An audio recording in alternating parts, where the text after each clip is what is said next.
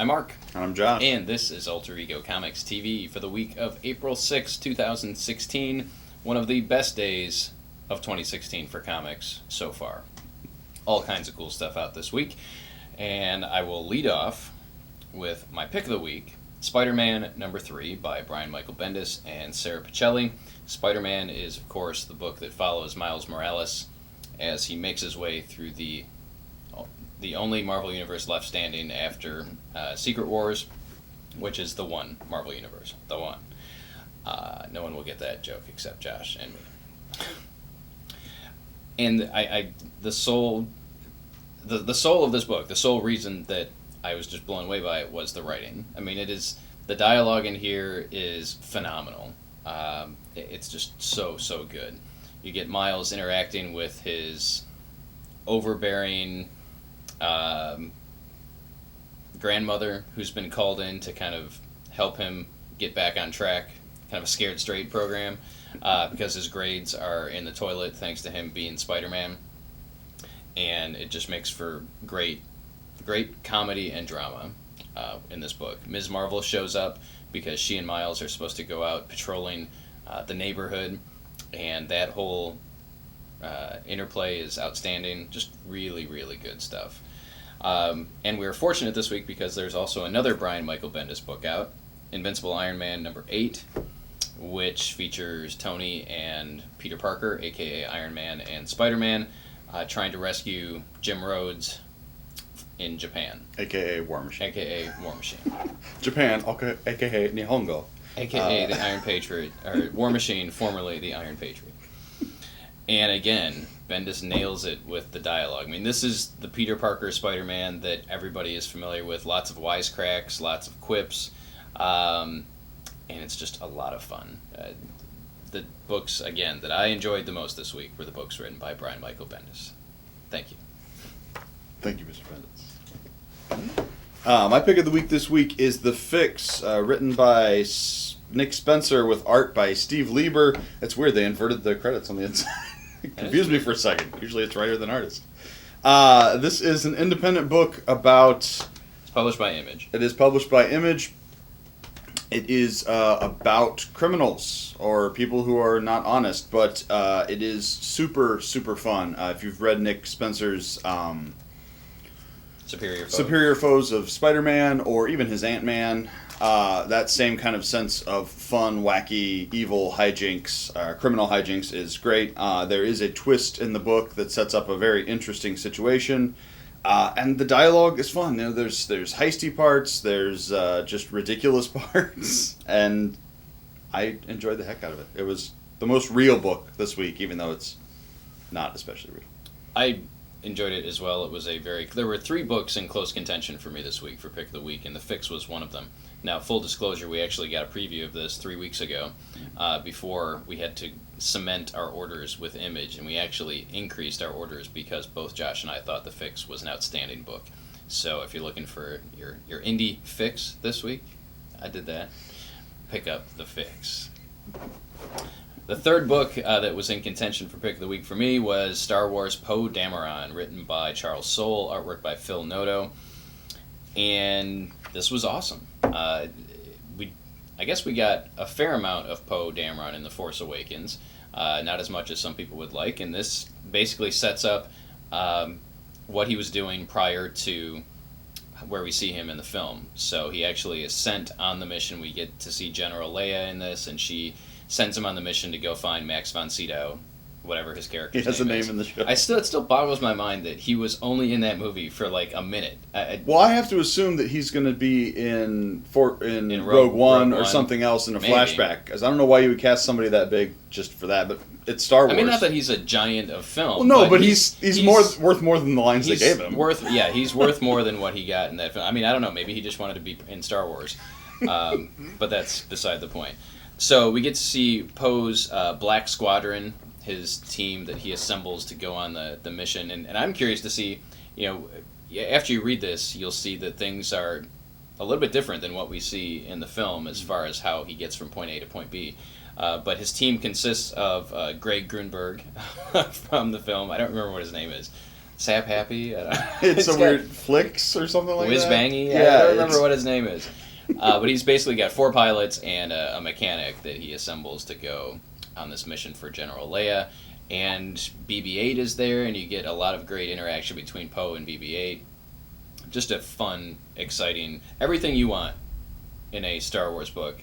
We're hearing rumblings outside, and anytime I hear that, I think the building is about to collapse. It's just thunder. So if we have to, if we lose the signal or we run out quickly, call the police. Do something. Poe Dameron, there is no reason why you should not pick this up if you enjoyed The Force Awakens, because it is awesome. Charles Soule's awesome. True. Phil Noto's pretty cool, too. He does all right. Yeah. Next up, another #1, this time from Icon, which is Marvel's creator-owned imprint. Written by Mark Millar with art by Stuart Eminem. Millar you may remember from Kick-Ass and The Kingsman and Huck. Civil War and Old Man Logan. And of course, Stuart Eminem was most recently on Star Wars, doing the pretty pictures, with colors by Wade Von Grawbadger, inks by Wade Von Grawbadger. You just like saying his name. It's a we great don't mention name. the inker of any other book, but we mention Wade Von Grawbadger. Von Grawbadger. Yes. Yeah. I think he works for Hydra. And this is a sci-fi story. You've got a galaxy-spanning empire led by a sort of evil Darth Vader-y, emperor-y figure. And this is the story of the wife of the emperor and what happens when she decides she wants out of the crazy evil empire lifestyle and wants to get her kids clear. And it's great. It's fun. It's really action-y, adventure-y for a Millar book. I mean, just in general as well. There's good emotional stuff. You've got great characterizations. I mean, a lot of these characters get very little dialogue because it's a fast-paced story, but you still get a good grasp of who everybody is and what's motivating them. And yeah, it was just an awesome surprise. It's rare to have an epic indie sci-fi book just hop into your lap. Well, and if I'm not mistaken, this is actually Earth in the past.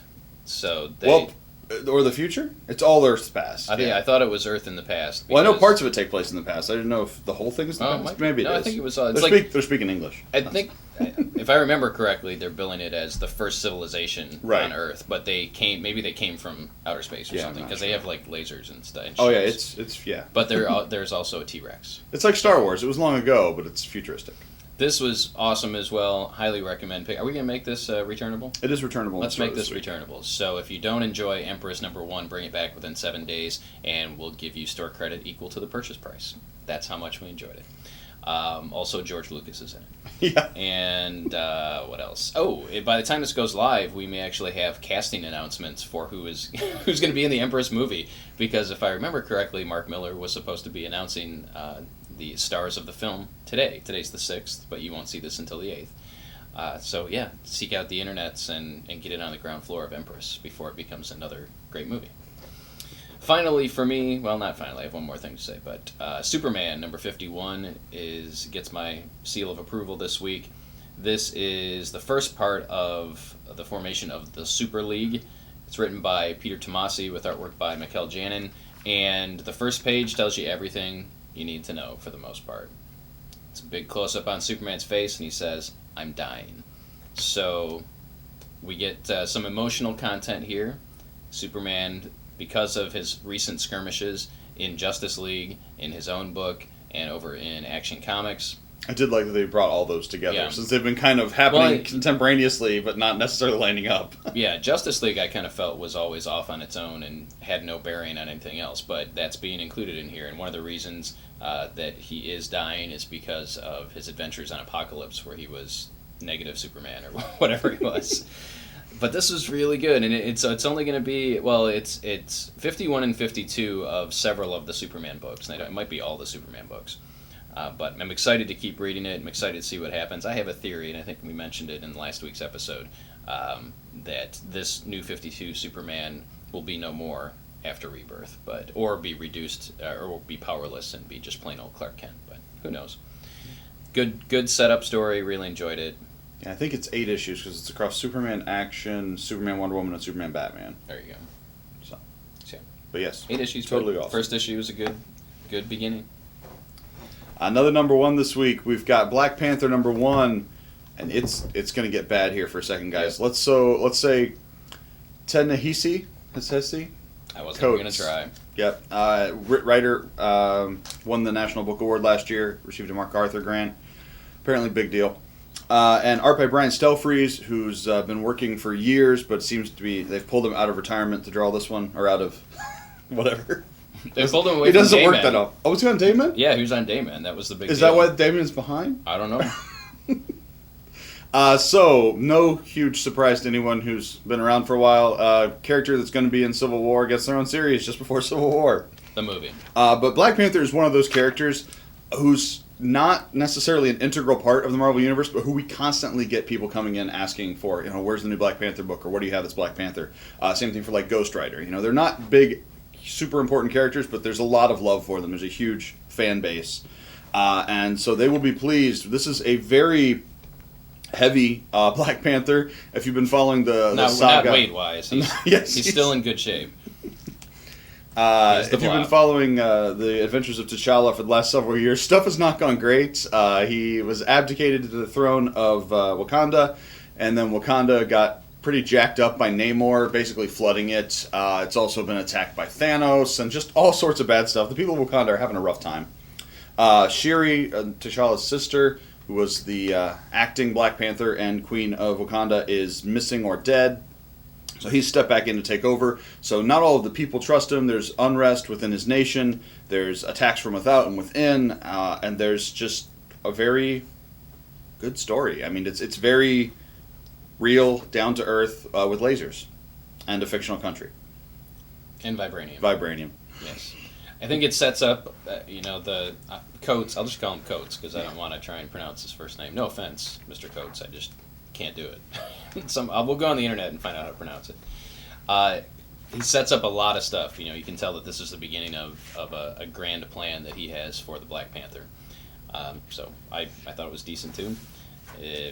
As Josh said, we always have people coming in looking for, I don't want to say like B or C level characters, but that's kind of what they are. I mean, you have your core, your There's your a Marvel- A-list characters. We're like 26 movies into the Marvel Universe before he came in, so it's uncomfortable. Well, who calling him knows? B. I mean, if he's a breakout character in Civil War, and if his solo film takes off, Iron Man was arguably a B-list character before the movies, so he was a founding Avenger, but so was the Wasp. So yeah. And Black Panther was an Avenger. Yeah. Is an Avenger. Yeah. He's an Ultimate. He is that too. Also, number one from Marvel this week, we've got Spider-Women, number one, written by Robbie Thompson with art by someone Del Rey. Del Rey, the publishing house. Bobby Del Rey. I just realized I forgot to mention something in Right. Spider-Man. You do that while you're looking for the artist. Another recent checkout, Spider-Man number 3, Gold Balls. Gold Balls. Yep. Yeah, Gold Balls. Robbie Thompson, Vanessa Del Rey is the artist. Jordi Belair is coloring. Or inking, possibly. So this is Spider-Gwen, Spider-Woman, and Silk, 3 of the Spider Ladies of the Marvel Universe, who all have their own series, having their own fun crossover adventures. And I really liked it. I read all of these ladies' adventures in their regular series, and I think they were characterized well. It jives with what's going on in their books, but it also shows you sides of them you don't necessarily always see on the page. But because of their interactions, the conversations you have when you're just hanging out with your superheroine friends. And so they go galaxy hopping, not galaxy hopping, universe hopping, for, lunch, like you do. You want to go have brunch in another universe sometimes. And Jessica has just had the baby, so she's still sort of very keyed up about leaving him with other people, at least for extended periods of time. And of course, things go wrong in their adventures, and crime needs fought, and hijinks ensue. So this is the alpha kickoff issue. It'll be trailing through all of the other Spider Lady books before coming back to an Omega. So it's a cool kind of self-contained crossover-y book that I enjoyed. A lot of fun. Spider Ladies. Josh is going to keep going. I'm just going to keep talking. He always reads, so many books he always this reads week. 3 times as many books as I do. So last up, it's more of just a FYI than anything. Think Tank is now an ongoing series. We liked all of the miniseries that preceded it. Written by Matt Hawkins, art by Rashan Ikedal. And Hawkins writes science fiction. Well, it's actually science fact a lot of the time, really incredibly well. His books, this particular one is about the military-industrial complex and like DARPA's genius kids that they basically sequester off and make them develop massive weapons of destruction. But his books are always incredibly well researched, and he always includes a little school section at the back where he tells you, what parts were real, what parts he fibbed on, and then he gives you links to go learn more if you want to learn about military spending or the development of real Iron Man suits in the real world. And yeah, it's very fun, it's very fresh. There's not any other book like Think Tank, so I enjoy it every time it's out. And he also does The Tithe. And Symmetry. Yeah. So there you go. All right, one thing that we neglected to talk about last week, which is super cool, is that Oni Press has a new trade paperback out called The Starter Pack 2016. It features 7 first issues from Oni, including The Bunker by Joshua Fialkov, which we super enjoyed. The Life After, also by Fialkov. Helheim, #1, by Cullen Bunn, which we enjoyed. Kaiju Max by Xander Cannon, which he enjoyed. I haven't read it yet. Letter 44, which we all enjoyed. Sixth Gun, #1, by Cullen Bunn, also super cool. And Stumptown, #1, by Greg Rucka. So you get 7 first issues from Oni for $5.99.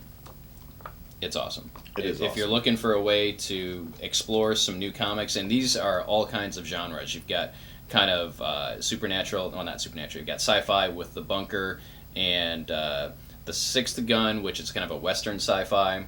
More of a mystical. Western. I guess more. Yeah. It's what magic-y. Fantasy sci-fi or fantasy Western. Letter 44 is straight up sci-fi Definitely. with some drama involved. Helheim is kind of horror action drama. Kaiju Max is prison comedy with giant prison monsters. Comedy. Stumptown is noir detective. Crime noir, and Life After is another kind of sci-fi. I mean, it's about the afterlife with Ernest Hemingway, so take from that what you will. But really, you can't go wrong with any of the first issues in this book, and for $5.99, it is an awesome way to check them out. Yeah, that is a deal. Also new this week in the graphic novel front is Wonder Woman Earth 1, Volume 1, written by Grant Morrison, art by Yannick Piquet. And it was super cool. The Earth 1 line is where DC takes big characters and gives a iconic artist and writer team the chance to tell their version of the origin, to tell their version. So we've had Superman Earth 1 by Straczynski, we've had Batman Earth 1 by Johns. Jeff Lemire did Teen Titans Earth 1, and now we've got Grant Morrison, he of the wacko meta story telling Wonder Woman, and it's actually really good. It's not as Earth 1-y as it might be. Like Teen Titans, Superman Earth 1 is over here because it's a version of the origin we didn't read, but all of the main pieces are in the same place. And then you get Batman, which had the same kind of through line, but had a lot of little changes that made it cool. And then you had Teen Titans, which was way, way different from the traditional origin. This is more kind of in a Batman-Superman line. But he definitely did make some changes. He acknowledges where Wonder Woman came from, the awesome Bondage comics of the 30s and 40s. He ties it into mythology. He uses the Fates, which is the sort of thing Gaiman and used in Sandman. And they have narrations. The page layouts are really cool with interesting borders and the way they're intercut with people narrating and showing on page. And so, yeah, it was just, if you're a Wonder Woman fan, it's really awesome. If you like Grant Morrison and kind of meta comics, there's definitely something there for you as well. I haven't had a chance to read it yet because I couldn't read a whole graphic novel and weekly comics. I don't have a life. Josh was up until 3 a.m. reading comics. So there you have it. And that's just a sampling of what came out this week. There is all kinds of cool stuff. Again, just a great week for comic fans. So head into your local comic shop or come visit us if you're local. We'll be happy to see you and tell you what we like and, talk comics. So if you like this week's episode, please give us a thumbs up. Please share it with as many people as possible so that we can get more people reading comics that are awesome. Thanks for watching, and we'll see you next time.